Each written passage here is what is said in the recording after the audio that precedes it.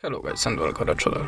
Today I will show you how you can delete the labels in your Gmail account on mobile device. So sadly there is no options to do it by the Gmail app. You can see that we have no options to delete something. So we have to open the web browser, go to the gmail.com, and remember switch your web browser to the desktop side. You can see now we're in the desktop mode. Now just go to the labels.